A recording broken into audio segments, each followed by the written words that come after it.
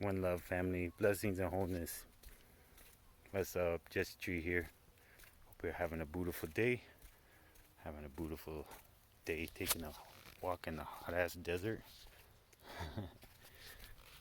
with my dog. And I wanted to raise awareness about Breatharianism and the Bigu state. So, a lot of people think Breatharianism may be a new age trend, something that is like orthorexia, some kind of dangerous eating disorder, where people are depriving themselves and hurting themselves. And that is definitely something we must be aware of and be attentive to and careful not to make the error of. We want to be smart about Breatharianism. And Breatharianism is something that is in existence in all religious traditions across the earth: Judaic, Christian, Buddhist, Taoist, etc. And I, being a student of Buddhism and Taoism, came into this understanding of this first through, scripture and, myth and, everything from the past. And, the thing about myth is it's not always fictitious. There's a lot of reality in the myths of the world. And those stories are what guide our narrative of who we are and what we can do. And we have limitless potential. And our limits are those that we create and imagine. So that's part of this Breatharianism thing. Where I really got acquainted with it particularly well was in the Taoist herbalist tradition, studying herbalism, being interested in it as I am, and how it dovetails with spiritual practice, how you can use herbs to ennoble and support, as well as to keep you super strong through your practice. So in the Taoist tradition, they talk about the Bigu state, and this is a state of extended life, where you're not subject to illness, where you don't need to eat, and where you are not affected by heat and cold as much, where you don't need to sleep as much. So this is something that those of us who have been practitioners of this are experiencing, and the main practice is not to try to not eat. The practice is to meditate, to cultivate qi, do qigong, do breath work, exercise, sexual temperance, right diet. And so, sort of from borrowing from the Taoist tradition, and it was mostly a vegetarian, or in many cases with the advanced sages and hermits who lived in the mountains, a strictly raw vegetarian wild diet. So that's why I'm a proponent of wild foods, wild crafting, and superfoods, because superfoods are essentially this class of herbs in Taoist herbal philosophy. You have the herbs of earth, the herbs of man, and the herbs of heaven.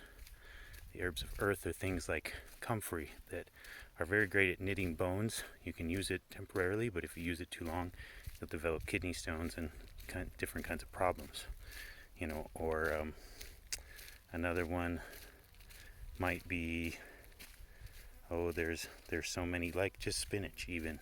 The oxalates, you don't want to eat just spinach constantly. So the herbs of man are ones that are more food grade, nutritive. Think things like dandelion or violet that are going to also have ancillary benefits of like detoxification of the liver or the lymphatic system. Then there's the superior herbs, or the herbs of heaven.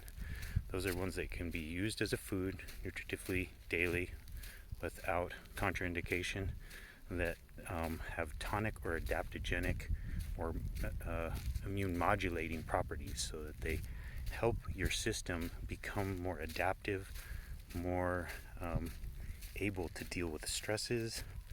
And so working with superfoods, with tonic herbs, is a part of the practice, in my practice, toward breatharianism,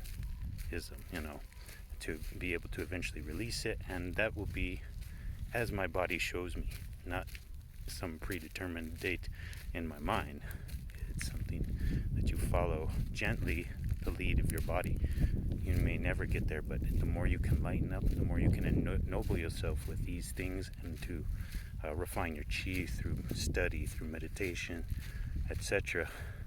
And you start to center in, connect in with your own source guidance of your body and your source guides. The more this is just something that you'll naturally be led to, and I believe the collective is being led to this right now. Hence all the biohacking, supplementation, superfoods, intermittent fasting, cold, plunge, etc. All that stuff is helping us to reawaken collectively our city powers, our latent, inherent, natural abilities that we would deem sort of superhuman in this age, just because of a limited mindset about what it means to be human and the limitations of being human. So I encourage you to explore the Taoist Bigu, B-I-G-U state, and how to cultivate it. It is essentially just a health path, and can help you be more clear-minded, more centered and rooted and balanced, help your community more, help you have life extension, good health, etc. So if you're interested in any superfoods or any of our tonic herbal tinctures or teas and salves, take a look at the website down below in our comments here. If you would like to comment on any herbs you work with daily that have really, I find that these herbs have been ennobling, that as I work with them I become more refined, as well as these other practices. So let me know what has been working for you, and let me know if there's anything I can do to help you. Alright, family, hope you got something from this. One love, be well.